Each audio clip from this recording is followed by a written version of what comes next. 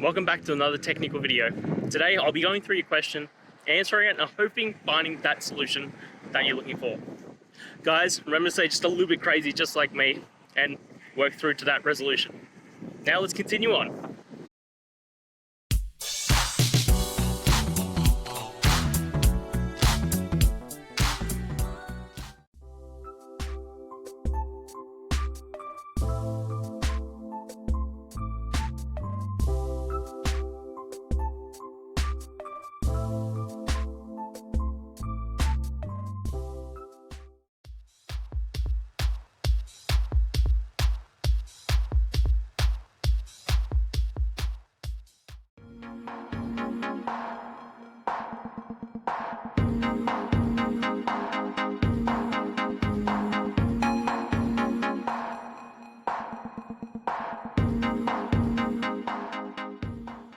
I hope that's found the resolution that you're looking for and you managed to work your way through your issue.